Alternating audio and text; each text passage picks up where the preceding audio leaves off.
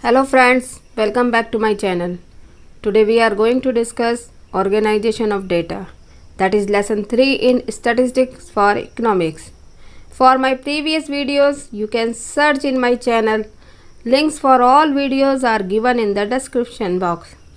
If you have not subscribed my channel, please subscribe. Let's get started.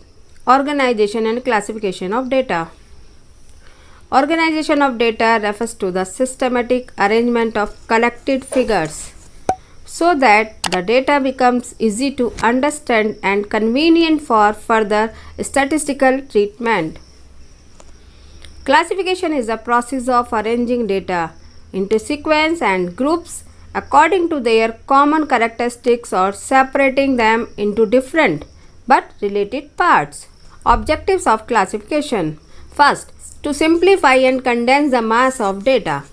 In classification, the aim is to eliminate unnecessary details and make the huge mass of complex data in simple, condensed, logical and comprehensible form. It helps in highlighting the significant features of data. Second, to explain similarity and dissimilarity of data. Classification facilitates the grouping of data according to certain similarities and dissimilarities. Third, to facilitate comparison. Classification enables us to make meaningful comparisons, draw inference and locate facts. Fourth, to study the relationship. Classification helps in finding out cause and effect relationship based on some criteria between the items of data. Fifth, to prepare the data for tabulation. Only classified data can be presented in tabular form. Classification thus provides a basics for tabulation and further statistical processing. Methods of classification. There are 4 methods of classification. First, chronological or temporal classification. Second, geographical or spatial classification. Third, qualitative classification. And last is quantitative classification. Chronological or temporal classification. In such a classification, the collected data is classified with respect to different periods of time, such as years, quarters, months, weeks, etc. Data can be ordered either in ascending or in descending order of time. For example, you can see the table. Geographical or spatial classification. In this type of classification, the collected data is classified according to geographical location or region, such as countries, states, cities, etc. For example, you can see the table. Qualitative classification. In this type of classification, data is classified on the basis of descriptive characteristics or on the basis of attributes like gender, literacy, employment, status, etc., which cannot be quantified. An attribute refers to quantitative characteristics of an object, person or place, which cannot be expressed in numerical terms. Quantitative classification. In this classification, data is classified on the basis of some characteristics which can be measured and expressed numerically, such as height, weight, income, expenditure, production or sale. For example, if we classify the ages of students of a school, we can express the ages numerically. Here one table is given, you can see the table. In this table, we can classify the ages of a student of a school and we can express the ages numerically. Statistical series. The arrangement of classified data in some logical order, like according to the size, according to the time of occurrence, or according to some other measurable or non-measurable characteristics, is known as statistical series. Kinds of statistical series. On the basis of characteristics, time series. If the different values that a variable has taken in a period of time are arranged in a chronological order. The series so obtained is called a time series. For example, population of India. Spatial series.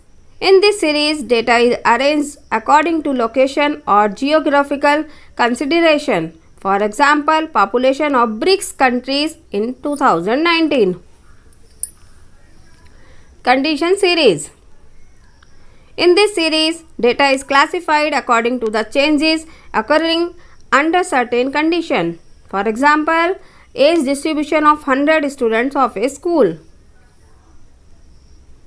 Kinds of statistical series on the basis of constructions. Individual series, it refers to those series in which items are listed singly. For example, each item is given a separate value of measurement. This series consists of ungrouped data. You can see this table. Discrete series. A discrete series is a series where individual values of the variable differ from each other by a definite or integral value. It is a series which represents a discrete variables which does not take intermediate fractional values. In this series, various values of the variables are shown along with their corresponding frequencies. For example, you can see the table. Table is given here. Continuous series. A continuous series is that series which represents continuous variables showing range of values of different items of the series. Data is divided into different classes and expressed in class intervals. In a continuous series, the class intervals are shown along with their corresponding frequencies. For example, you can see this table. Important terms associated with continuous series. Class. Class means a group of numbers in which items are placed such as 0 to 10, 10 to 20, 20 to 30, etc. Classes should be mutually exclusive so that any value of the variables corresponds to one and only one of the classes. Class midpoint or class mark. It is the middle value of a class. It lies halfway between the lower limit and the upper limit of a class and can be ascertained in the following manner. Midpoint is equal to lower limit plus upper limit upon 2. Class frequency. It means the number of observations corresponding to a particular class. Class limits.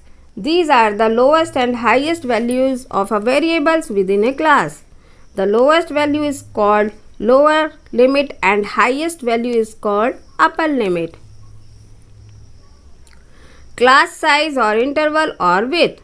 It is the difference between the upper limit and lower limit of a class. Construction of continuous frequency distribution. Observations are divided into groups having class intervals. There are two methods classifying the data according to class intervals. Like there are various methods by which class interval can be designated. They are inclusive method and exclusive method. Inclusive method.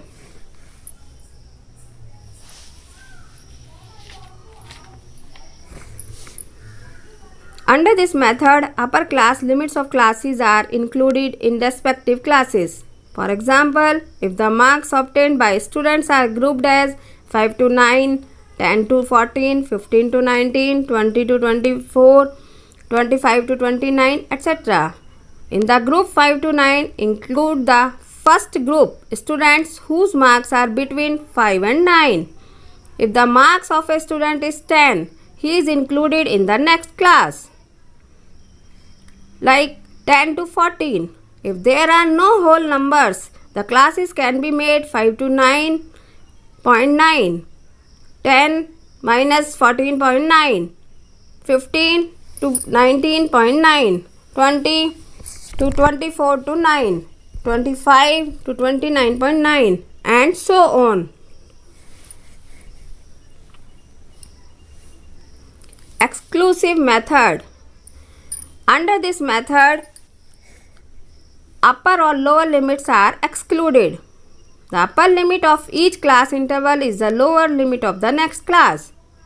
For example, if the students' secured marks are 0 to 10, 10 to 20, 20 to 30, 30 to 40, etc., we can include the marks of the first group 0 to 9, 10 to 19, 20 to 29, 30 to 39, etc.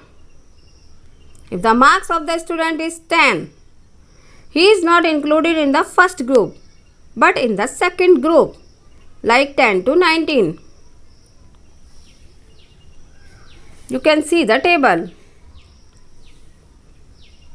Open-end class. In certain frequency distribution, open-end class intervals are given as we find the example given below. You can see table. In such cases, values are put on the basis